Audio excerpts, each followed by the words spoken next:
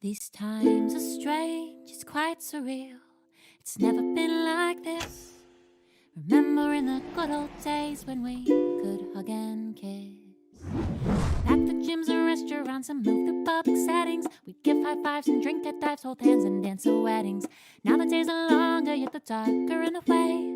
We're pressing pause on normalcy, just going day by day. But we can still make jokes and art, garden, dance and sing. Cook, read books, try on fun looks and learn about new things. We can talk with friends of ours and have a heart to heart, just so long as we all stay 6 feet apart, 6 feet apart. It's the newest thing to do. Stay 6 feet apart, 6 feet apart. The distance between me and you, 6 feet apart, 6 feet apart. And when I say I'll keep you very close to my heart, it's purely metaphorical. These times are quite historical, so step aside, let's live our lives 6 feet apart.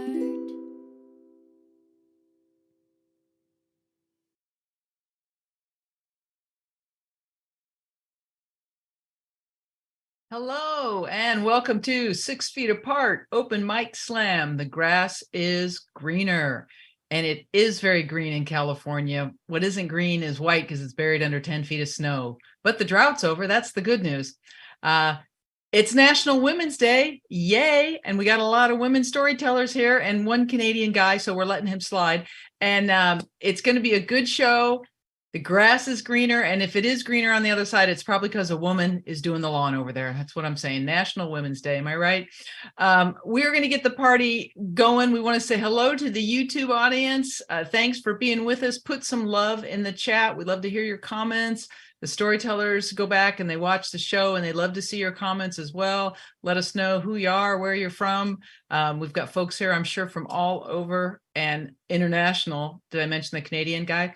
And so we're going to love the YouTube audience, but I also want to show our backstage audience. That is our storytellers and my co-producer. And there we are, waving frantically.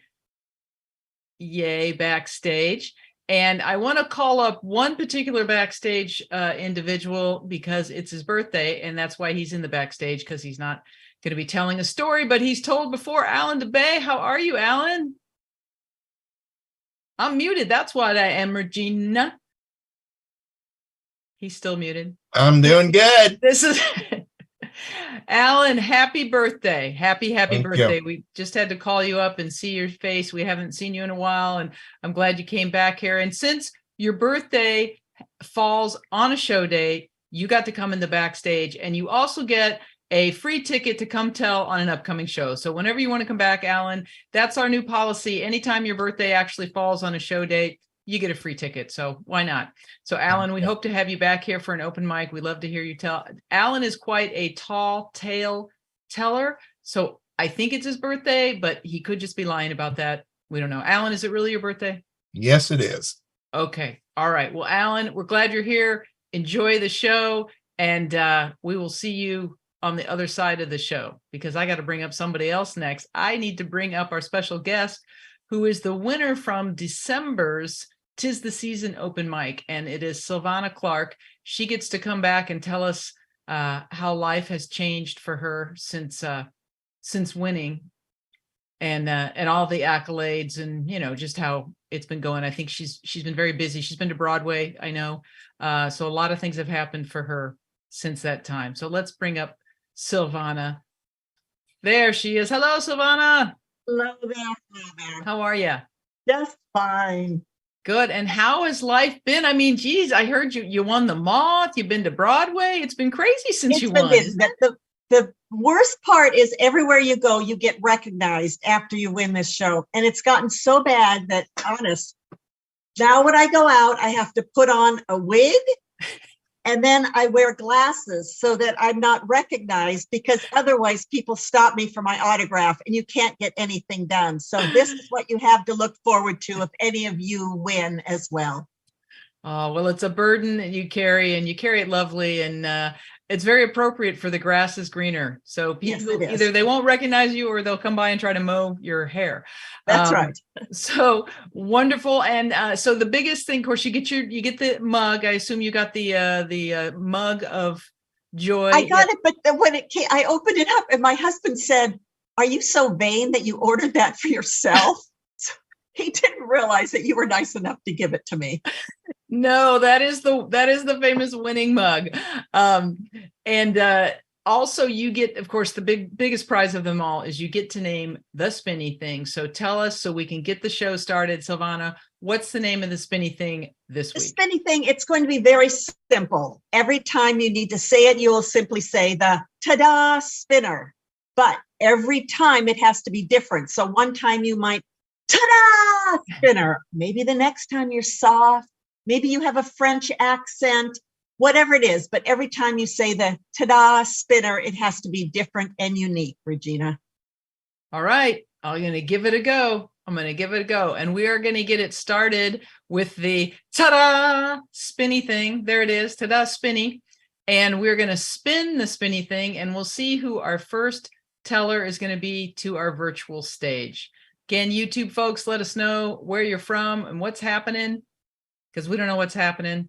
And we're going to have our tech guru spin that thing and see who our first teller is tonight. And it is Donna Joyce. Donna's back with us. Yes. Yay. So we're going to give Donna just a minute or so to get herself up to the virtual stage. It's a long walk depending on, where your seat is. So we're happy to have Donna here and to hear her story about the grass is greener. There she is. Hello, Donna. The stage is yours. Hi. All I know is the grass was always greener right over the cesspool in the front lawn. And when I was a kid, it was like lush. The rest of the grass was very nice, but that was the spot you really wanted to lay in, which, it's kind of weird because you know what was underneath that spot. I mean, I know my shit was there and my sisters and my dad's and my mom's. And sometimes I think about that when I think the grass is greener in somebody else's situation. I have been taking care of my mother for about 1.5 years. Just supporting her. I live in Virginia. She lives in New York. And about every 6 to 8 weeks, I go and visit her. And, but at the beginning, I did not want to do this. And, I have to say, my family emotionally wore me out. And the idea that I would be helping my mother, who basically parented her inner child while I was a child and my sister was a child. So we were also parenting her inner child and ourselves. And I wasn't interested in parenting my mother again and her inner child. In fact, my inner child had a lot to say about that. And it was saying, no, but I also knew that I was going to do it. And friends would tell me who had awesome parents that were like, oh yeah, it was great. We really, it's hard, but it was our time to give back. And I could feel my stomach tightening. I'm like, oh. And also friends who had terrible relationships with their parents, but somehow were able to forgive what seemed might be impossible to forgive. And they were thankful too. I couldn't see it. All I could see was maybe this field that was like full of horse manure and cow patties. And I was not sure how it was going to be green, beautiful green at some point. But I watched my mother putting a frozen dinner into the microwave. And this is something that would never have happened in my childhood. My mother loved to cook. It was a pleasure for her. And she was a great cook. I never had a bad meal in my mother's house. Yeah. And she even created a family cookbook because she had not had her mom's recipes passed on to her. She tried to recreate some of them. And so I've been cooking for her from that cookbook and trying to, I don't know, help her find her way back to her life or some freedom that she doesn't have right now. And it's gone pretty well because my mother actually is a big fan of my cooking, which makes it a lot easier to keep going back and forth. As my kids are not as big fans of my cooking, they have a lot to say about it. It has killed my spirit for cooking. And I never actually got to cook with my mother. It was her space of like, I don't know, maybe sanity, maybe it was her inner child that was helping her in the kitchen, but I didn't get to cook with her. But there is some magic in that space, or the pan that just gets wiped out and the good shit stays, the seasoning. But my frittata making skills have been upped. My game is high right now. And in fact, using all the things that are rotting in her refrigerator and into these frittatas, tomatoes, broccoli, onions, and all of her spices. She has like 3 tiers of spices in this cabinet, and she even has written out what's in there. It's like literally A to Z, all spiced to the tar. I just throw a lot of this stuff in there. And the last time I was there, she told me that my frittatas were company worthy, which is high praise. And I felt like I didn't just get a gold star from her, but a Michelin star. It felt like she was my parent and I was her child, even though I'm an adult, and that felt good. So I felt like good shit, bad shit, bullshit. This shit is looking a lot greener. And it probably looks a lot greener to those that are starting out on their journeys with their parents right now. I'll take it.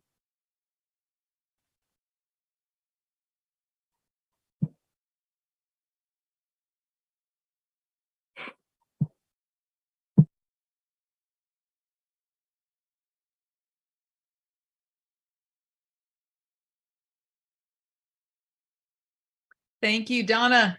Thank you very much for that story. The grass is greener.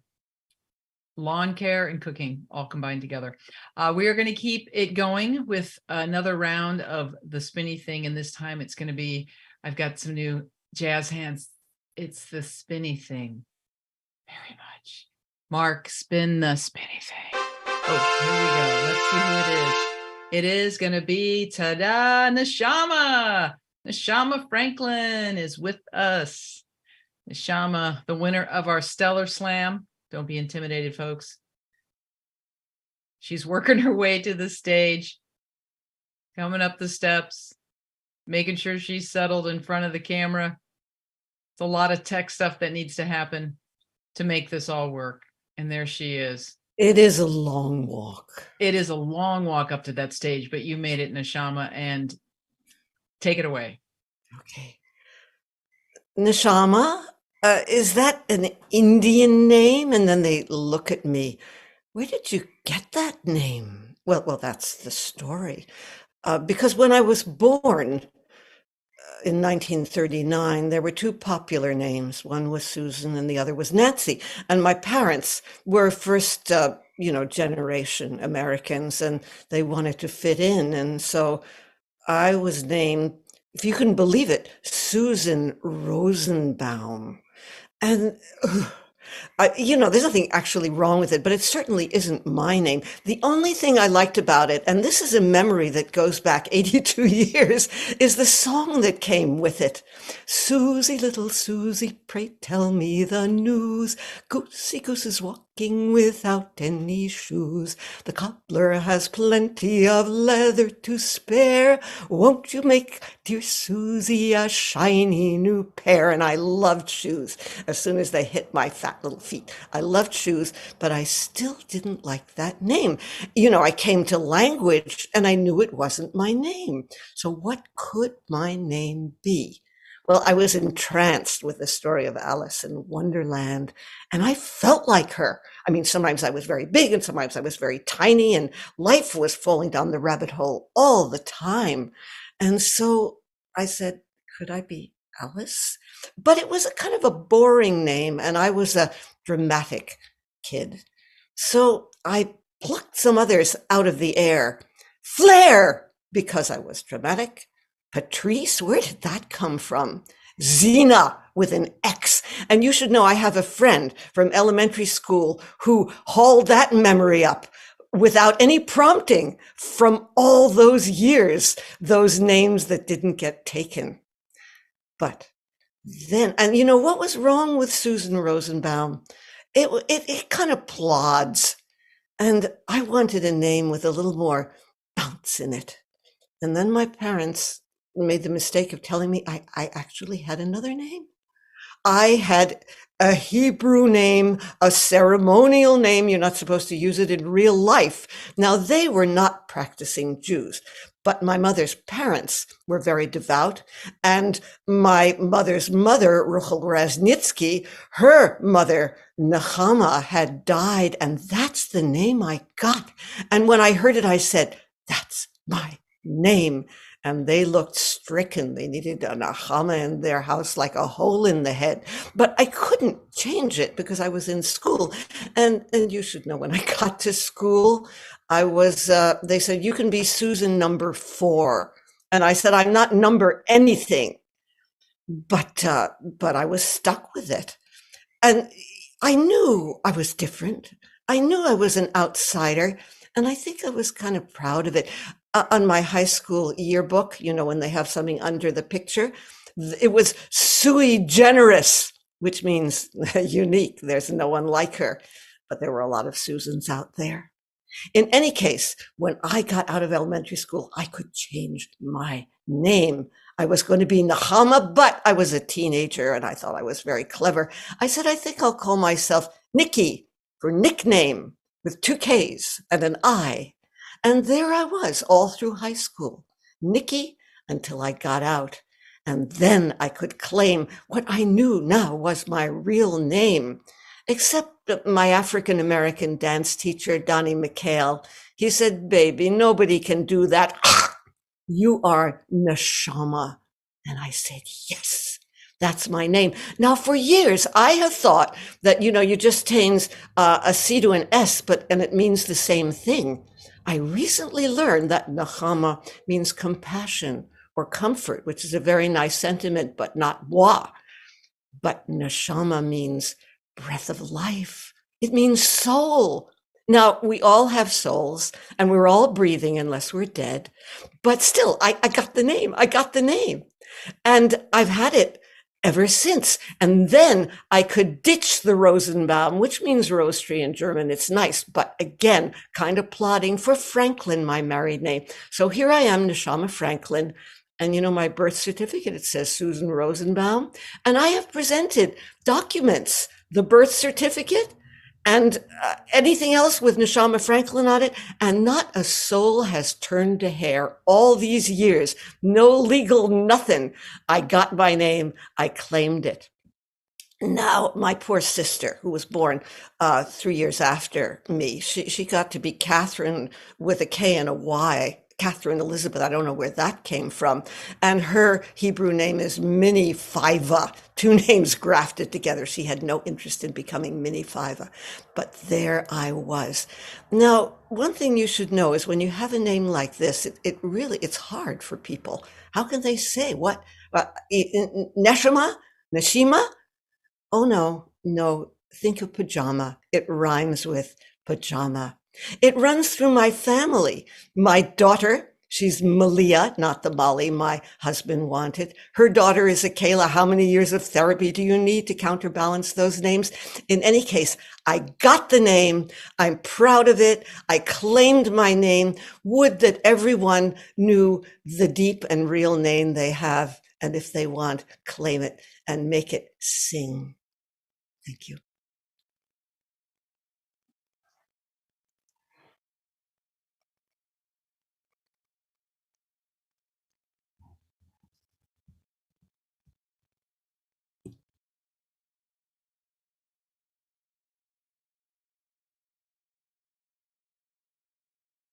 Thank you, Nishama. Thank you for your story about the origins of your name. I have actually often wondered about that. So thanks for clearing that up.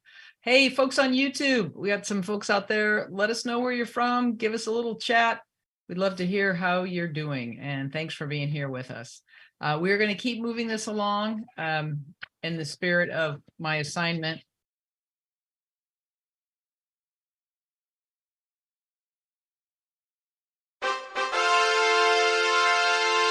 Next up, we are going to have Bonnie Gardner. Bonnie Gardner coming up to our stage. Bonnie's been with us before. She's a winner from last year. I believe October was the month that she won. So congratulations again for that. And here you are. Hi, Bonnie. Hello. Good to be here. Wonderful to have you. All right. I was a journalism major in college, and one summer I went back to my sleepy little rural hometown in Maryland to work on the weekly newspaper.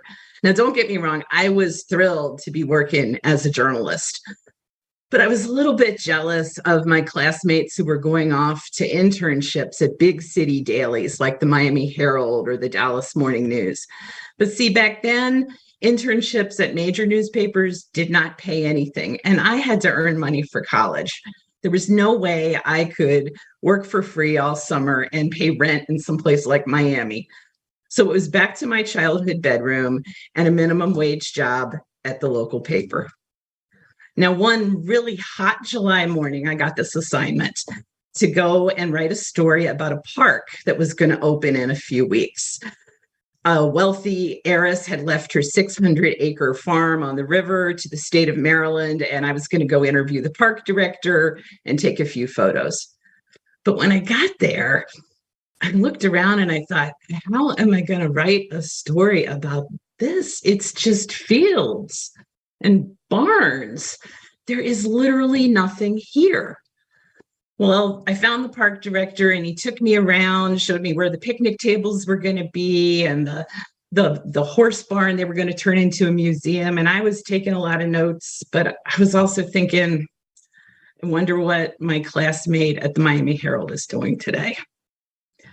Then he took me down close to the river to an archaeology dig. And he told me that the land the park was on was this gold mine of archaeological treasures.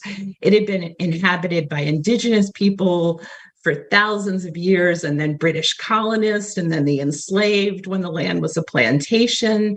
There was so much history here. And then one of the archaeologists showed me this fragment of a plate that she had just unearthed. And I thought, this is so cool. I wasn't worried about my article anymore. I had my angle. And then the park director said, while we're down here, let's go to the beach. It's not cleared yet, but it's going to be a great place for families.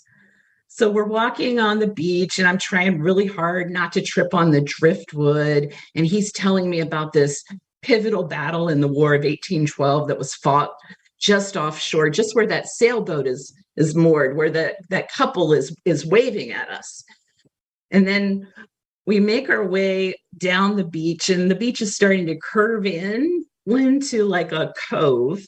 And I'm writing in my notebook the names of the warships when suddenly he stops so fast I almost walk into him. And then I stop and I blink, because it takes a second for my brain to catch up with my eyes. There on the sand, right in front of us, we have stumbled on this completely naked couple And I'm just going to report it. They're copulating. And the angle at which we approached them and their energy level, which was quite impressive on a really hot July day, well, you can't unsee that. I can still see it. Well, the park director grabbed me by the elbow and started marching me up the beach. And he said, oh my God, I'm so sorry. And he's just apologizing until we get close to that sailboat. And then he starts yelling, hey, tell your friends it's time to go. And then he's back to, oh my God, I'm so sorry. And I'm telling him, look, it's okay. Don't worry about it. But I realized my day at the park is over. Well, I do write the article and it's great. I get a 2-page spread and I get to keep in a sentence about how the beach at the park is very romantic. And then in the fall, I go back to college. And I'm not jealous of my classmates with their fancy internships anymore because I've learned that there are good stories everywhere. You just have to find the right angle, although sometimes you stumble on it.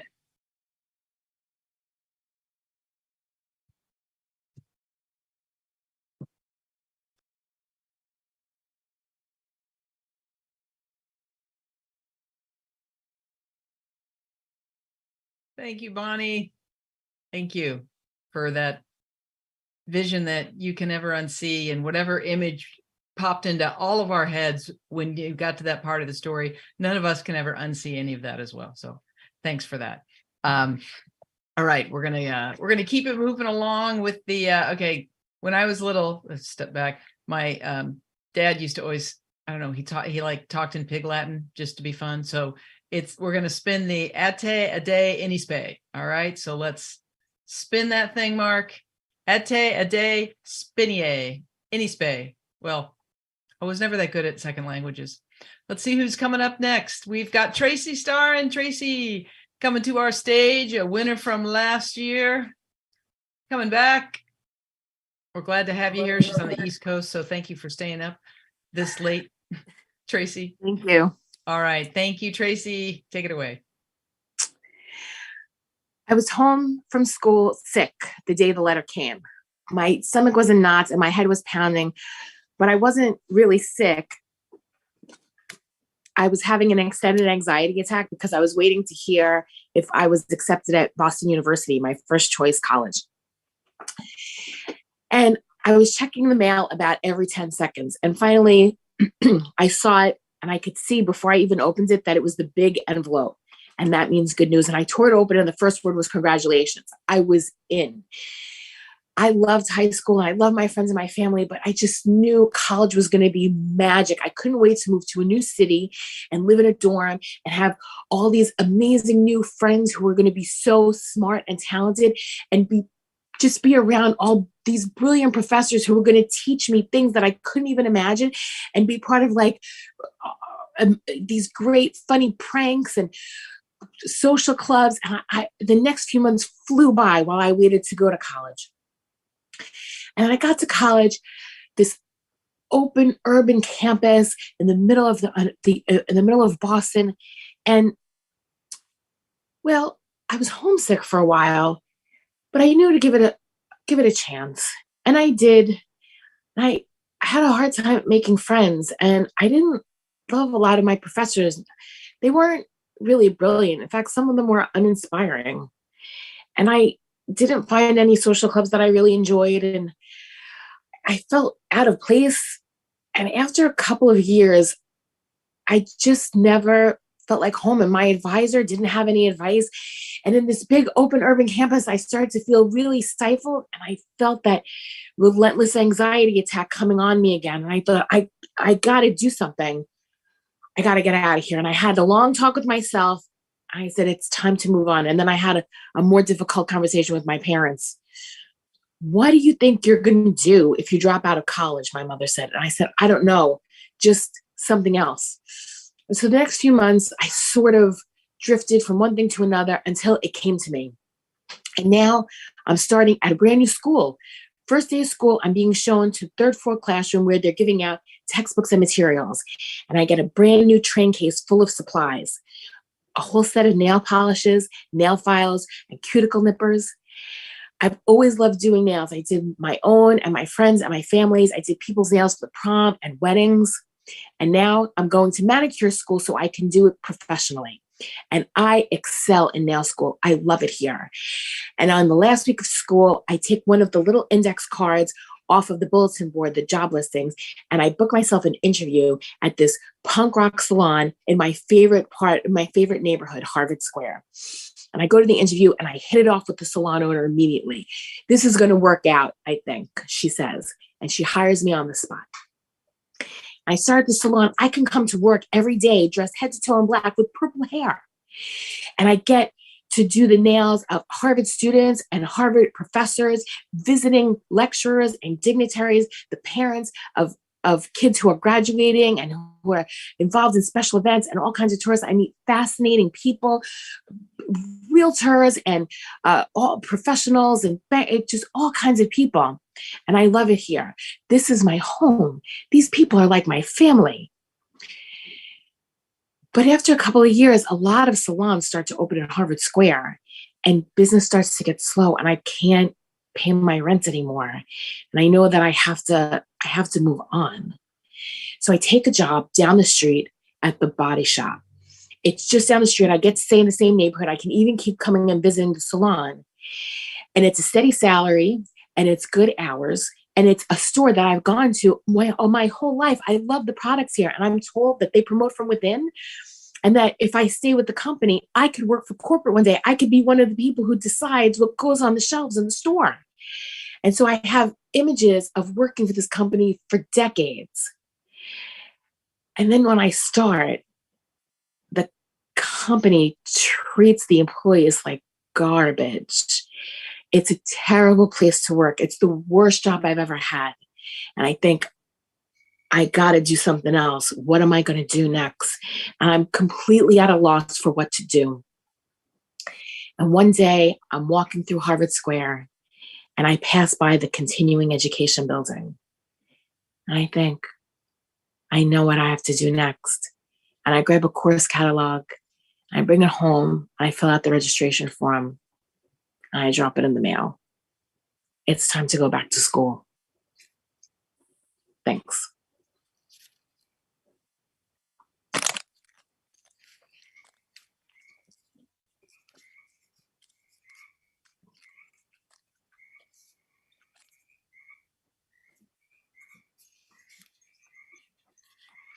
Thank you, Tracy.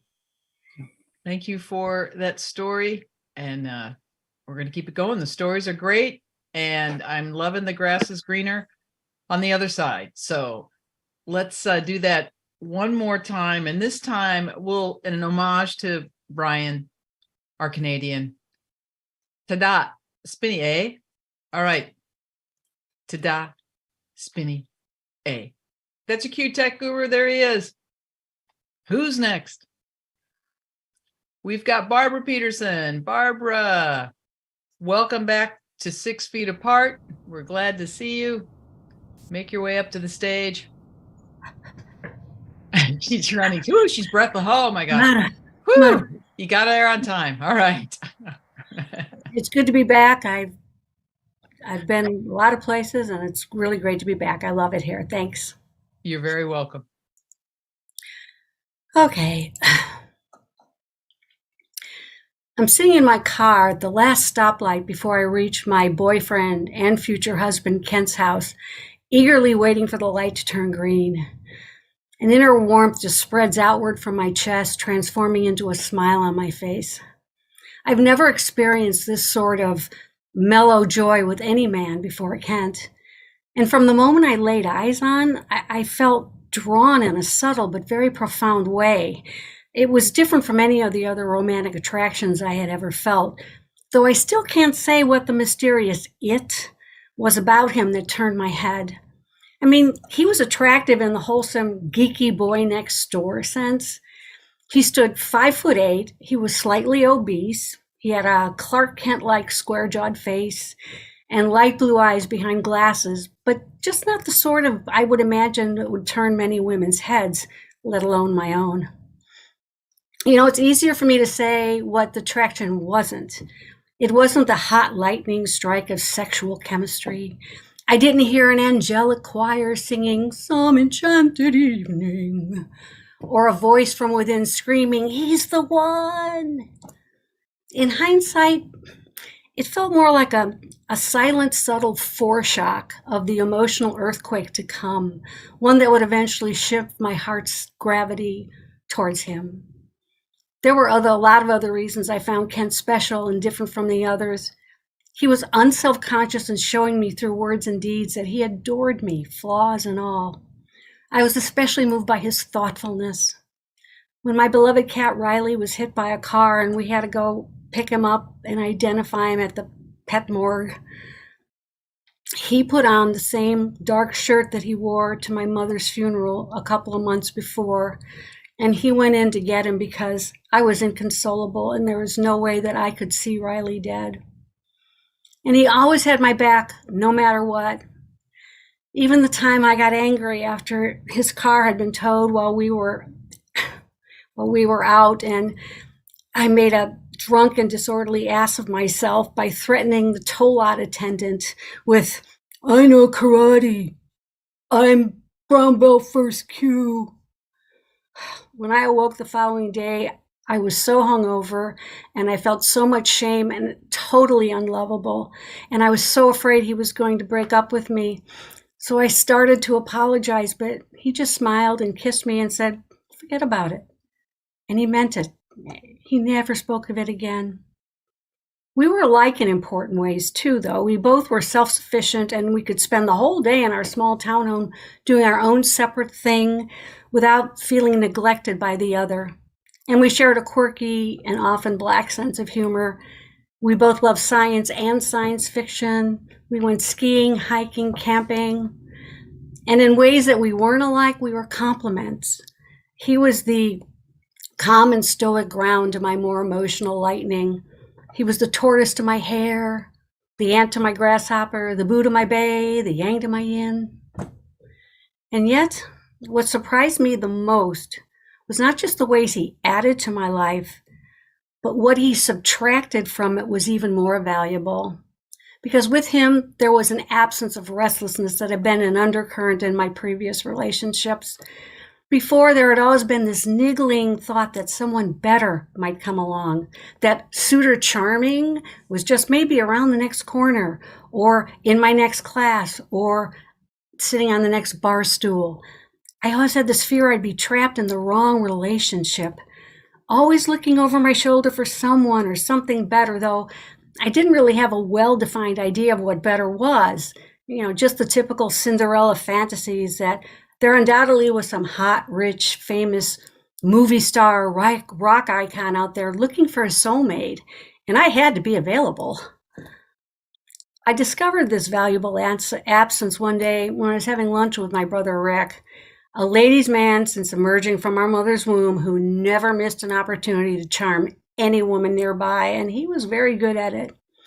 But I was aware something was different about his behavior towards our young, attractive waitress. And at first I couldn't put my finger on it until it dawned on me he was not flirting with her at all. He had recently become engaged to his longtime girlfriend and he just stopped looking. His restlessness had vanished.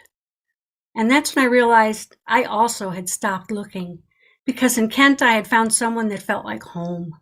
I was exactly where I should be, and I knew with whom I belonged. And that put my own restless romantic wanderlust out to pasture. Thank you.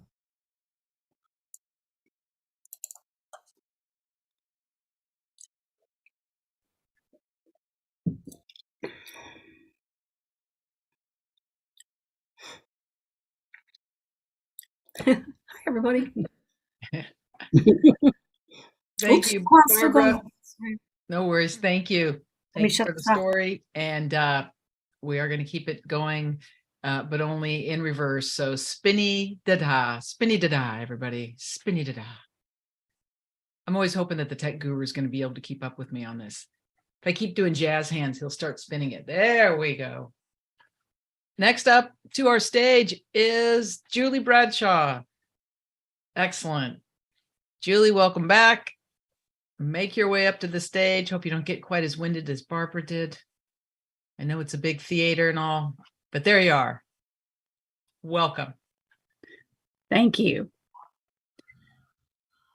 So I'm going to tell you something that I suspect is also true of most of the people, if not all, that are listening tonight. I am a natural born storyteller. On my first date with my husband, Brett, I told him that I had lots of stories to tell him. 17 years later, I still haven't run out of stories. And I love hearing a good story, which is why I was absolutely delighted when Brett's cousin, who lives in a beautiful 1800s farmhouse located about 5 miles outside of downtown Jonesboro, Tennessee, invited us to stay with her and her husband while we attended the National Storytelling Festival. It was, for me, the answer to a dream I had had for 20 years. Our first day, we were running a little late to get to the first event. His cousin also has a shotgun house, which we call the Little House, that is literally a 5-minute walk to downtown. So we drove in, we parked at the Little House, and we started walking into town. The stories had not started yet, but most of the attendees had already gotten to the tents. As we turned onto Main Street, I reveled in the sights of this beloved town. The quaint little shops, the beautiful courthouse straight ahead. And then I became aware of what I wasn't experiencing. Noise. Over 10,000 people had descended on this small town for the festival, and yet it was so quiet you could hear a pin drop. I was astounded and remember thinking, an entire group of people who love stories and know how to be quiet. I turned to Brett and I said, "This is my tribe. These are my people."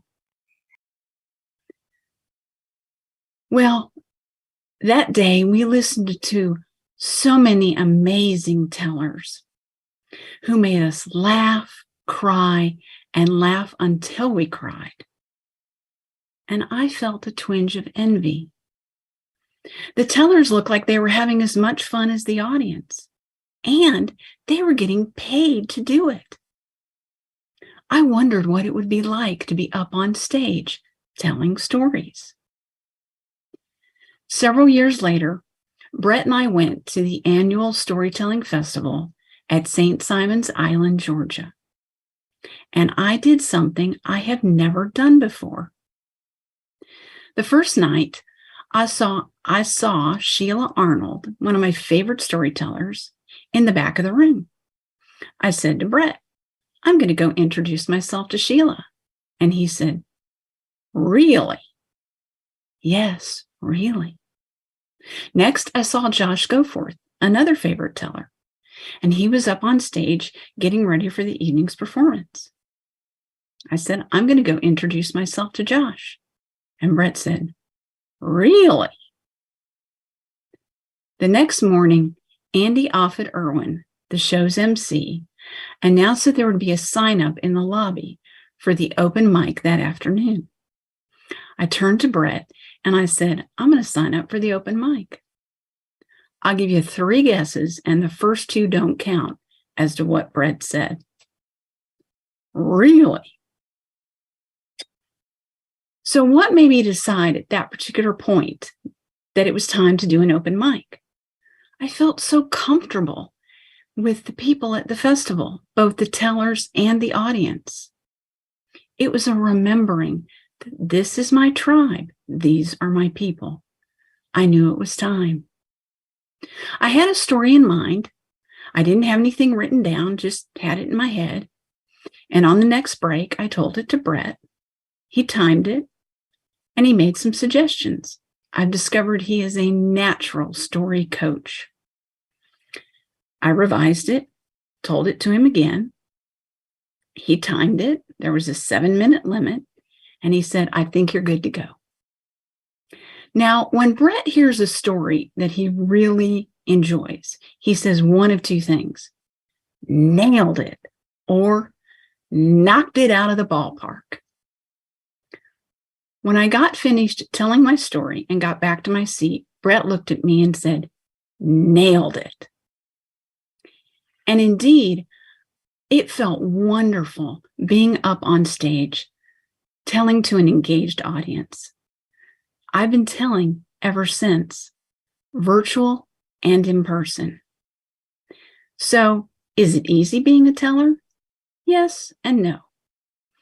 I took a class last year from Noah Baum, a wonderful storyteller.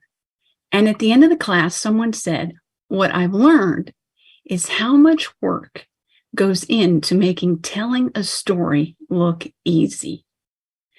Noah threw back her head and just laughed and laughed. And what I've learned is that there is wonder and delight on both sides of the storytelling fence, both telling and listening. Thank you.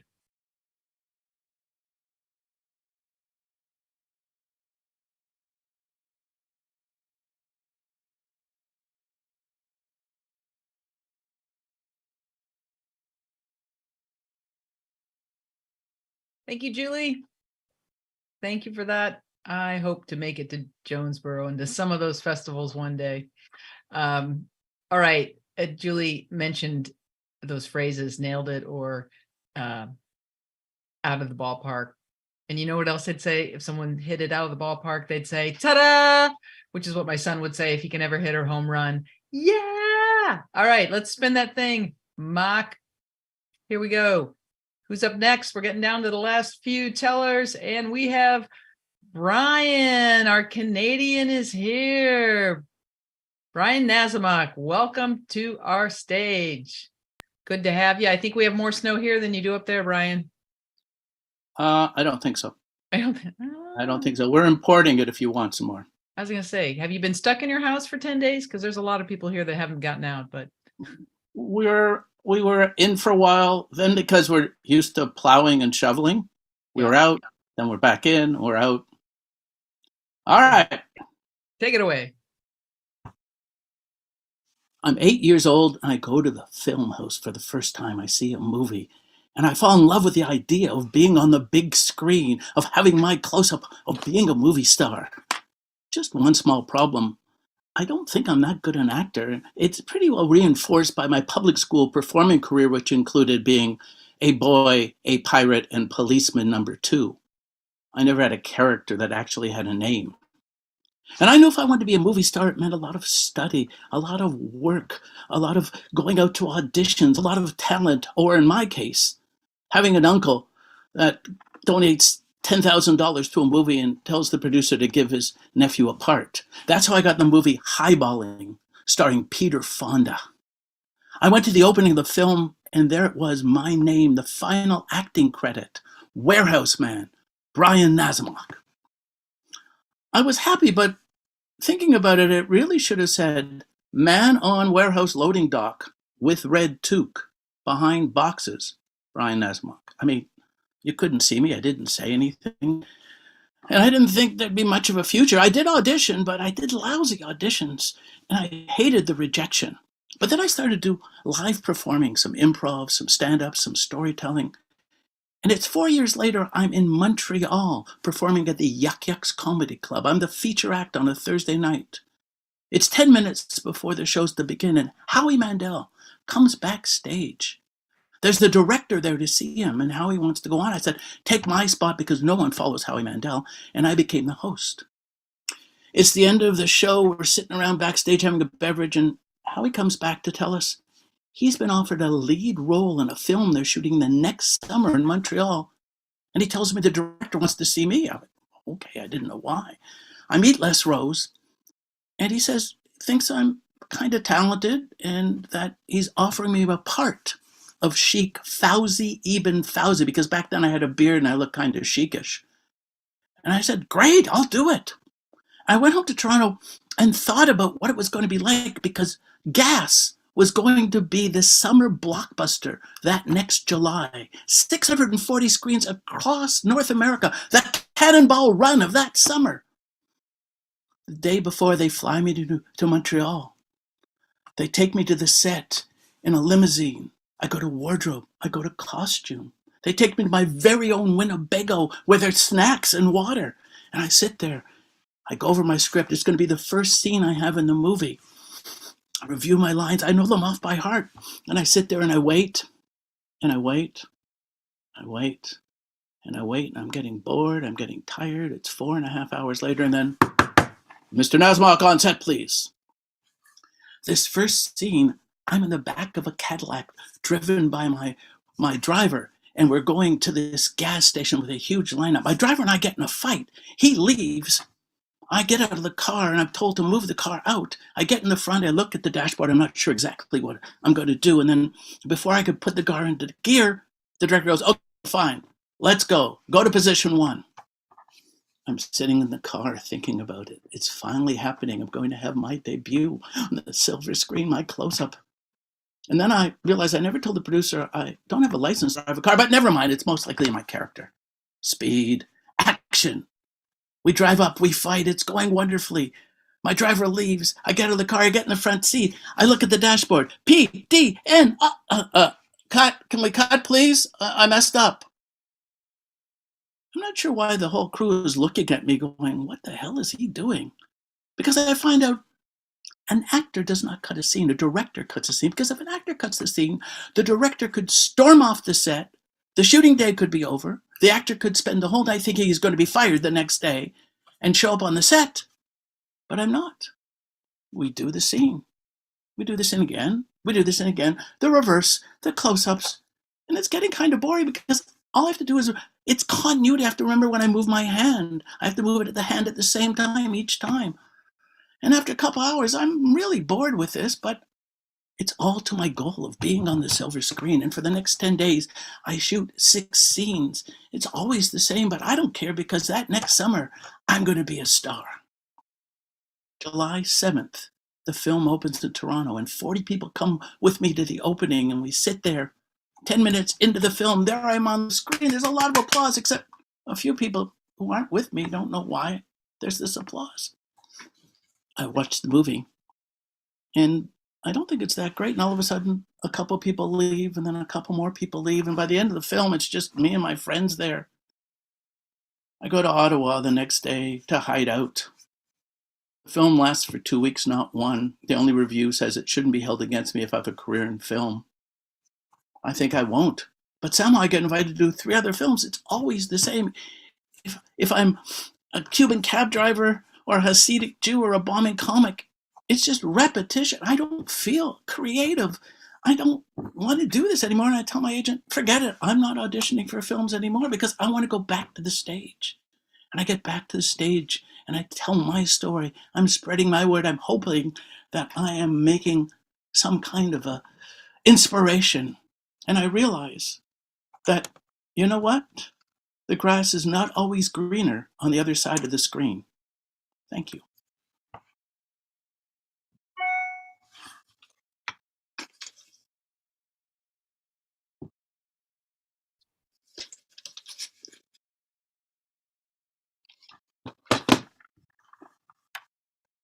Thank you, Brian. Thank you for your story. Ready for my close-up. I'm ready for my close-up, Mr. DeMille.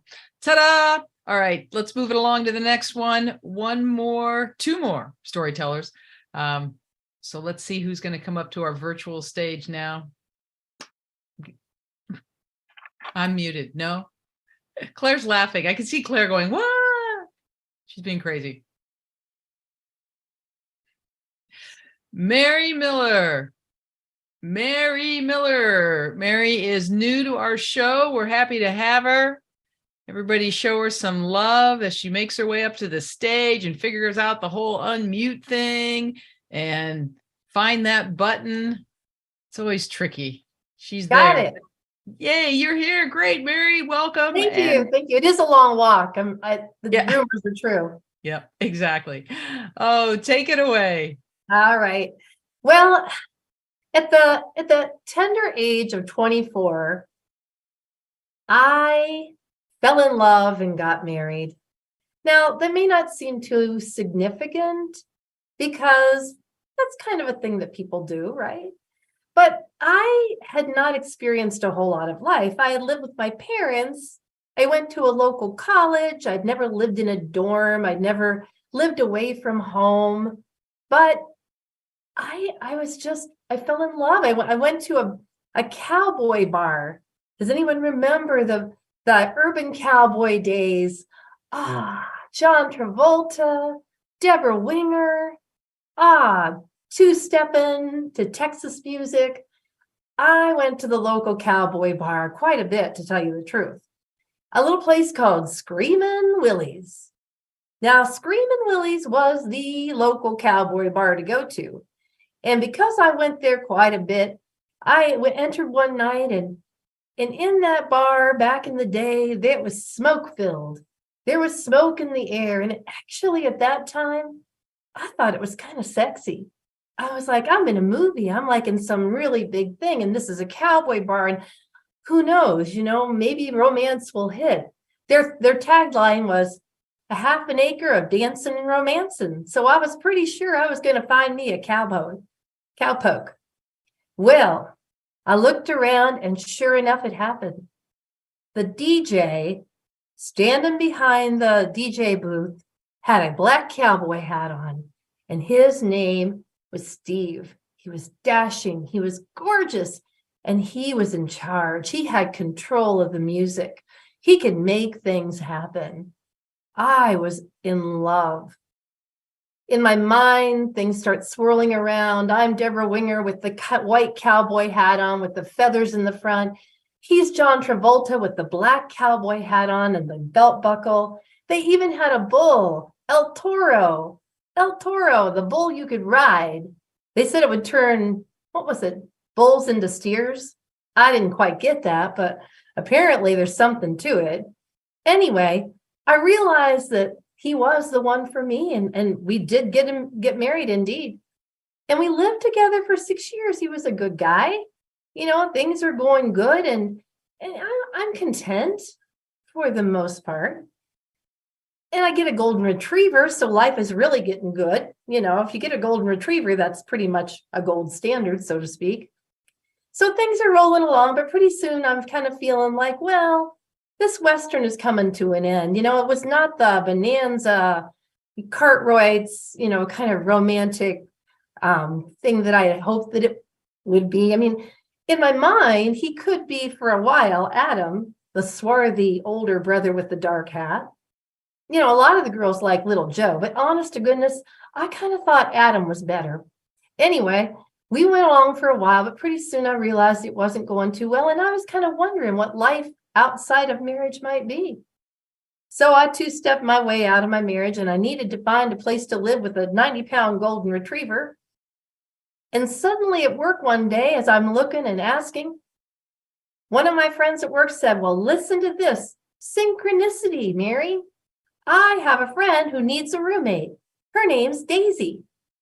Daisy. She goes, yeah, crazy Daisy. I'm like, crazy Daisy? Okay. So I met Daisy and we made a little phone call back and forth. She said, sure, you can move in with your dog. She called me a half an hour and said, no, you can't move in with your dog. She called me another half an hour later. You can move in. I moved in. Crazy was the word for Daisy. Daisy was crazy. Daisy had a collection of troll dolls. Troll dolls. Daisy was 30 and she had 600 troll dolls in her room, in her bedroom, all around the walls. She had a bride and a groom. She had a doctor. She had football players, every troll doll you could think of. One day her boyfriend Grant came over and he declared, I cannot sleep in that room anymore with all those little beady eyes looking at me. Wow, what have I gotten into with crazy Daisy? Daisy would get up every morning and run out into the kitchen and dance. On Christmas Day, she would like put on an elf costume and she would chuckle like an elf. At St. Patrick's Day, she would answer our phone like this. Hello, the Irish are coming, but Mary and Christine cannot. I'm like, who's Christine anyway? Well, this went on for a while, and I was not the best roommate either, I have to admit. But I was getting my taste of freedom. I was living in an apartment. I'd gotten away from living with my parents and my husband. This grass was feeling pretty good at this point, but I wasn't a good roommate. She had those little Pepperidge Farm cookies that have little separate things. I would like eat 3 of the cookies out of it and then restack them all so she'd think she still had a full thing. Pretty soon, things were getting a little rough with Daisy. I finally decided that maybe, the letters that she wrote and put on the counter, she was kind of passive aggressive. She would write little letters to me on the counter and leave them and say, your dog drove me crazy last night. Eventually, I thought, you know what? Me and Daisy, we're going to have to go our separate ways. But I was a little scared of Daisy because she had some crazy ideas. One time she got in touch with a witch doctor in Texas who told her to get together with Grant, her boyfriend, and make it forever. All she had to do was take 2 eggs, boil them, take out the insides, stick them in a shoebox under her bed with 2 cutout figures to represent her and Grant, put them under her bed, and then send the witch doctor lady in Texas $5,000. And she did it. So I finally figured out that it was maybe time to let Daisy go. So very slowly, I gingerly backed away from the whole thing. I made up a story about how my husband had wanted me back and I had to go back to him. I just couldn't leave that cowboy alone out there on the range. So I managed to get away very carefully with my golden retriever and a great story to tell in the end. Thank you.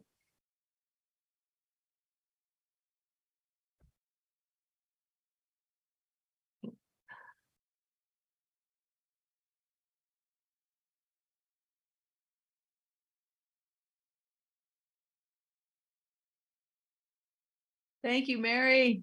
Thank you. Wonderful. Great to have you here. And I was kind of surprised to know that Daisy even had a boyfriend in that story. I was going to wonder if she was single. No. Yeah, I know. 2 eggs, take out the inside, add some pickle juice and some mayonnaise. You got deviled eggs. All right. We Oh, I have to mute me.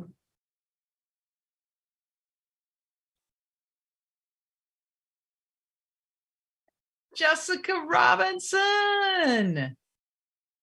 Jessica, welcome back to 6 Feet Apart. Always a pleasure to see you, Regina. Yeah, I appreciate that. Always a pleasure to see you as well. I love that you come on the show where Claire's not on the show. And in fact, I know that's why you do it, because you just don't want to have to see her the whole hour and 15 minutes. But we're glad you're here. Can't wait to hear your grass is greener story.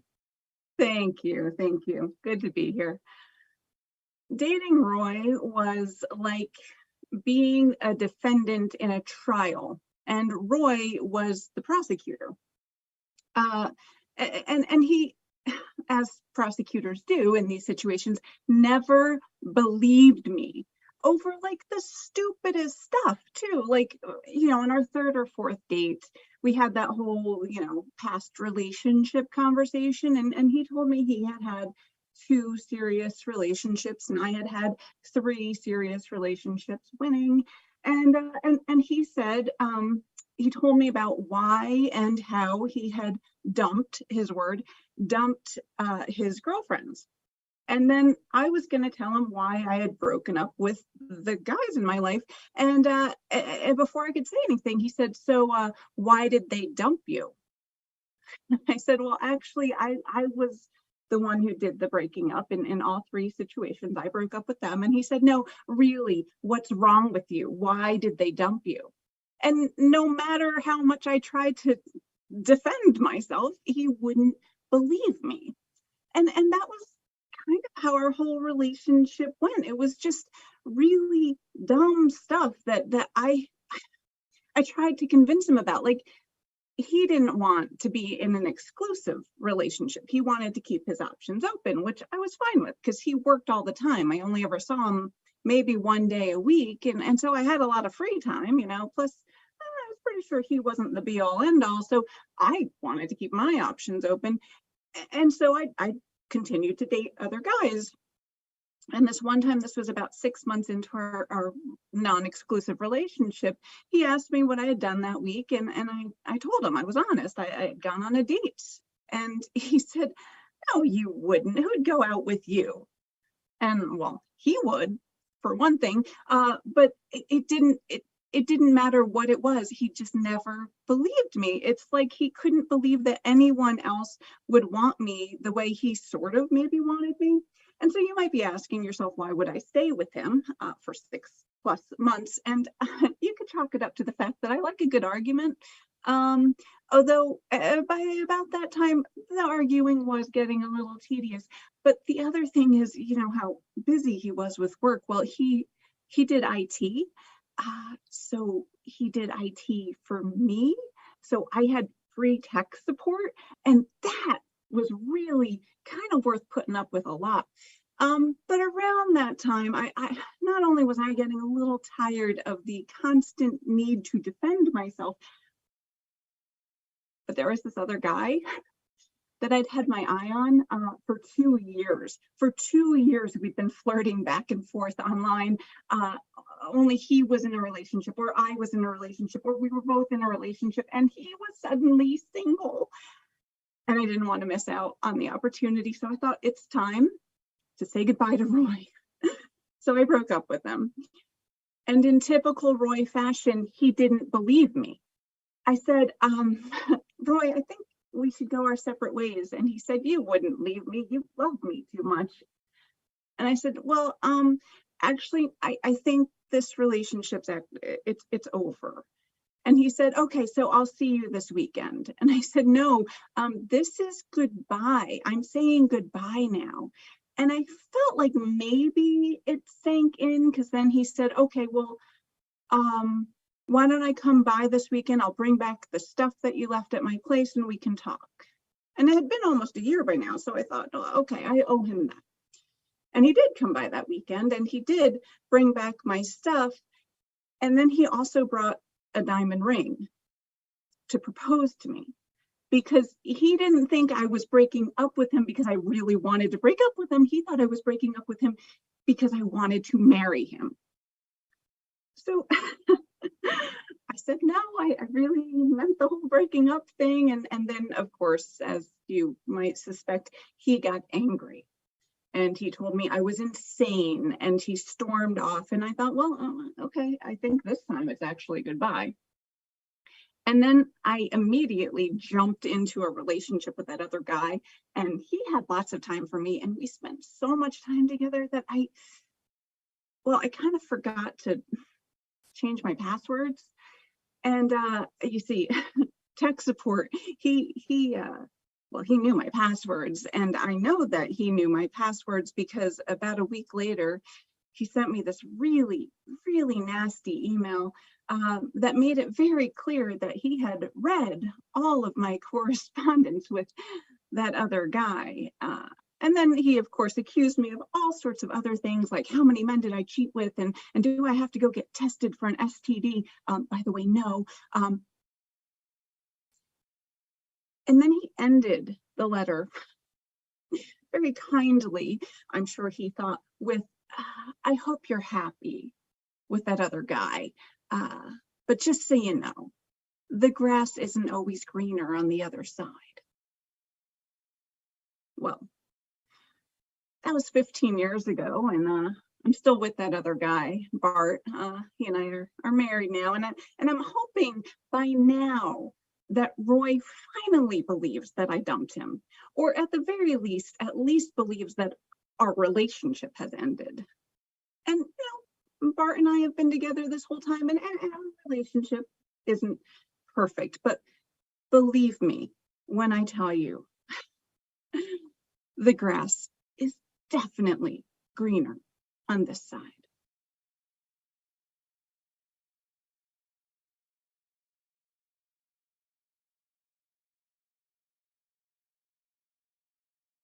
Thank you.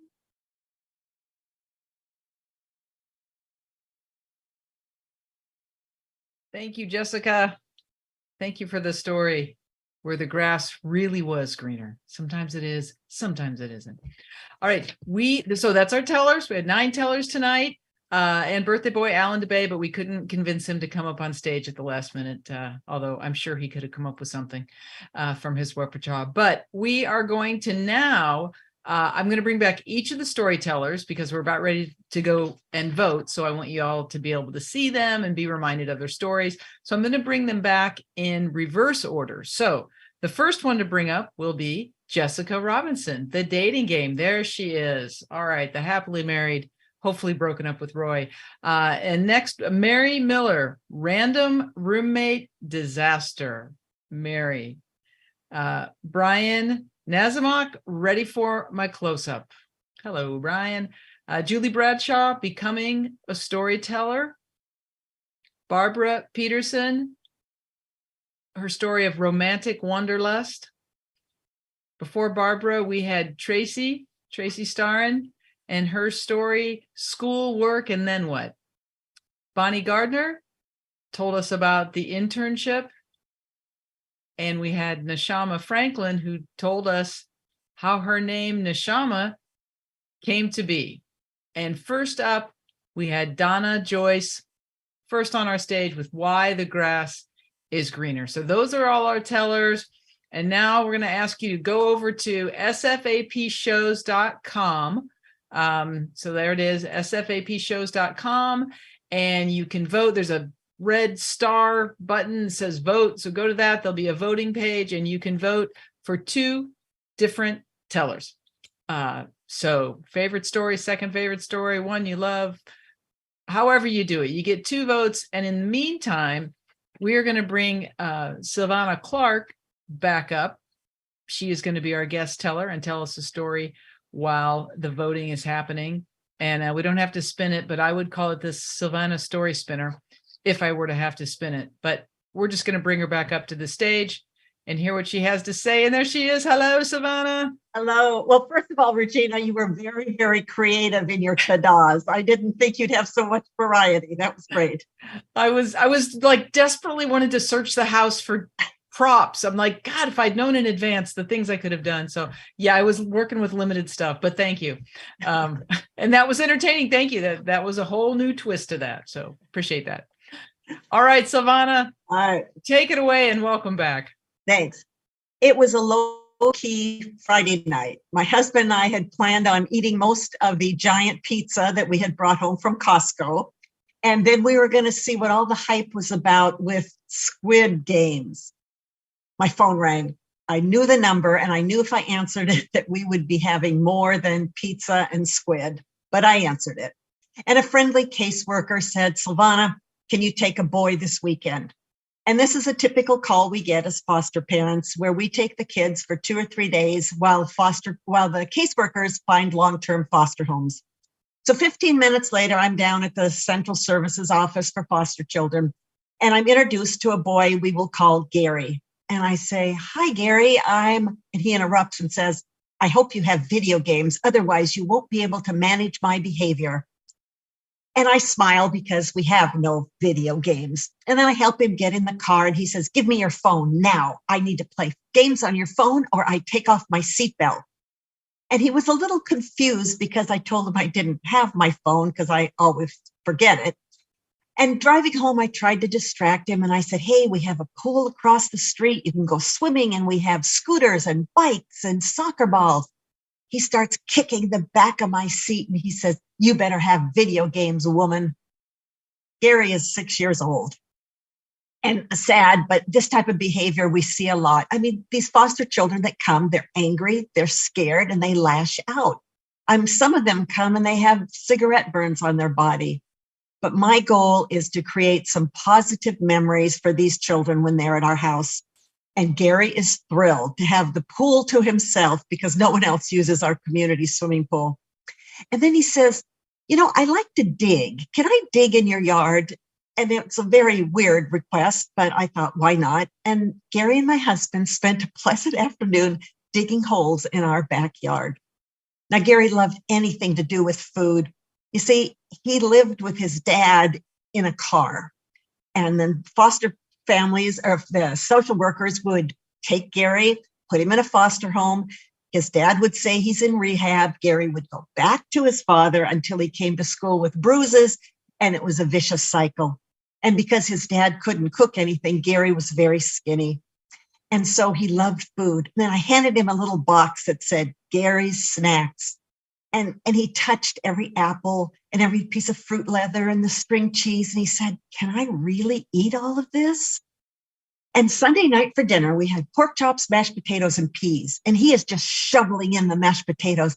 And he says, what are these green crap? And he'd obviously never seen peas before. And at that moment, I had a brilliant revelation because I remembered a poem for when I taught preschool.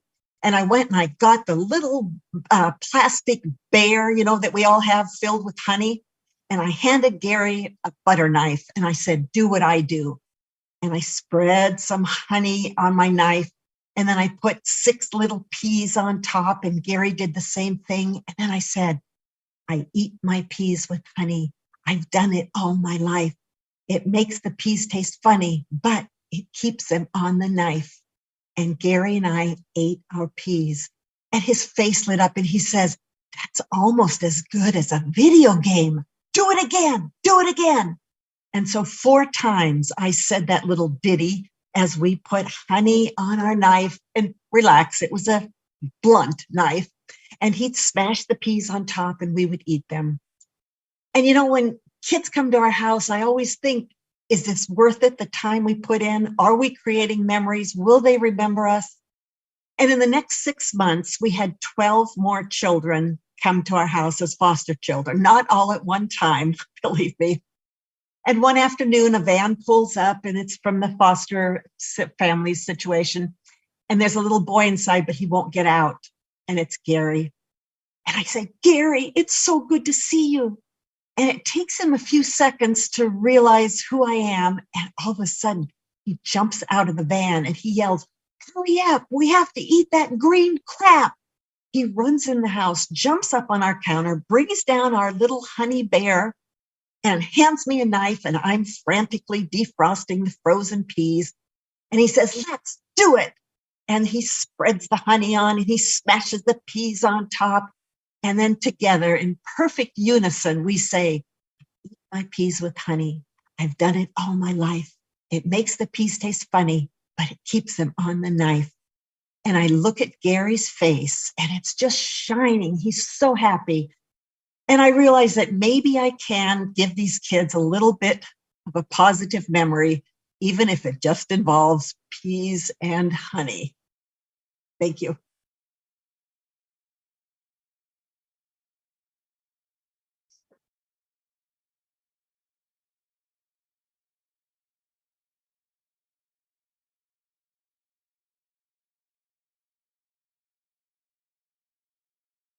Thank you, Silvana. Thank you for that. I guess the peas are always greener on the other side of the knife. Is that how that goes? Yeah. I'm going to bring up my co-producer now because she's just whining and whinging and crying to be let on. So we're going to let her on. Let's bring my co-producer up, Claire Hennessy. Claire, you jolly finally well get your about moment. time, honestly, hogging the stage there. I know. I'm hogging it all, girl. All right. Well, I know you good ta-das. Well done. Ta-da. Well, I know you have the biggest ta-da of them all, so they say. And yeah, but I think you want to talk about some shows before that, yeah? I do. We got some fabulous shows, and then I'm going to reveal the winner. So coming up, we've got in March, the end of this month, it's our 3-year anniversary of setting up 6 Feet Apart Productions. We're so excited. Can't believe we're still here. Can't believe Regina and I haven't killed each other, but we haven't. So it's fabulous. So it's called 3 years and we're still here. And we've got some amazing storytellers. Reggie Carpenter, Lynn Ford, Geraldine Buckley, and I finally wrangled Josh Goforth to come on our show. I can't tell you. Since I've been chasing him around since the festivals. I went to Timpanogos and to the National Storytelling Festival, and I chased him around and said, "You've got to come on our show." And so he's coming on our show. It's lovely. And also Corey Rosen's going to sing another birthday song, and they're always hilarious. So come and join us for that show. It's going to be wonderful. And then after that, we've got our next open mic, which is going to, the theme is Off the Rails, and that's going to be on Tuesday, April the 11th. Because I happen to be in a show on Wednesday, April the 12th, which is when we normally do it. So you'll have to come and see me on that as well. But the Tuesday, the 11th, come and tell another story. If you like these stories, come along and get a storyteller ticket or come in the audience, and the winner will go through to our StorySlam. And then after that, we've got a very unusual thing happening. Jeff Gear, who's in Hawaii, fabulous storyteller. We're working with him and Feast, the Federation of Asian storytellers in Singapore and India and everything, where he's picking all his picks from their Feast Fest. And there's some amazing storytellers. So he's going to be explaining why he likes the stories, why he chose them, what do he think was good about them. And he's just bonkers and wonderful, and we love him. So come for that. And that's in April the 22nd, which is Earth Day, which I thought was very appropriate. So that's going to be a fabulous show. The next thing is, at the end of April, the 29th of April, it's in person. I can't believe it. The Bay Area Storytelling Festival. 6 Feet Apart Productions co-sponsored this with the Storytelling Association of California. And we've got 4 fabulous tellers: Antonia Horshaw, Ingrid Nixon, Tim Araneta, and Kirk Waller. Absolutely amazing. They're going to be doing lots of different concerts, solo concerts, shared concert, workshops, you name it. We're also going to have an Asian storytelling showcase. We're going to have youth tellers doing a special showcase. We're going to have an open mic where anybody can tell a story, and it's in person in Orinda in the East Bay of just north of San Francisco, or you can get a virtual ticket so you can watch it anywhere. So definitely come and see us for that. So we're really excited by all of those things. And all the information you can see on our website. Sorry, I'm just laughing, Claire. Why are you laughing? It's in Orinda, which is in the East Bay to the north of San Francisco. That's Claire's geography. That's saying. My geography. Exactly. But there's a virtual option for those that don't want to have to try to find where Orinda really is, or you live too far away. So I'm challenged by geography and by time zone. So you can exactly trust anything I say with those two things. All right. Well, are we ready? Do we have the envelope? All right, Claire, take it away. Your big moment. Well, instead of having an envelope, I've got this, and on the back of it is our winner. Da, da, da, da, ta-da! Bonnie Gardner. Bonnie Gardner. Well done, Bonnie. Sex sells. That's all I'm saying, is that sex sells. And so I think everybody got that image in their head, and that was it. That was all she wrote. Oh, Bonnie, congratulations. Thank you. Wow. We like a good bonking story, don't we? Yeah. Yeah, you can't go wrong with that. Well, you've got to name the spinny thing next time, Bonnie, and make sure it's a really difficult one, please. She's got to hold the stage. She's got to have a tongue twister. I don't know how I can potatoes. beat the wasn't yours the mashed potato spinner, Bonnie? Oh yeah, I was the mashed potato spinner. I'll but I don't know how I can beat the this different accents and different methods of saying it. That was brilliant. I'm starting to be a little concerned about the ante being up to that. Yeah. Game on. Exactly. Well, congratulations, Bonnie. Thank you.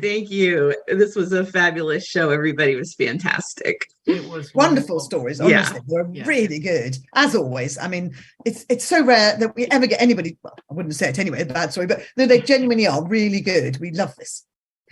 Yeah, and we love that we have people just trying it out and people that have told for years. So it's always a nice variety. Yeah. So we should say bring back all our people. Bring back the whole gallery. Let's bring everyone back. Thank you to all the folks who are on YouTube. There we are. And happy birthday to Alan. Happy birthday to Alan DeBay. Happy I'd birthday. sing, but you really wouldn't like that. Yeah. So Jessica said she'd sing. She just won't unmute okay. herself. Go on then, go singing. Happy birthday to you. Come on, sing along. Happy Happy birthday to birthday. you. Happy Happy birthday, dear Alan. Happy Happy birthday birthday. Oh, the most disjointed. It's your birthday. Da, da, da, da, da. It's my birthday too. Yeah. Da, da, da, da. Oh, Lord. And Well, also, happy ta-da, belated Alan. birthday to Silvana.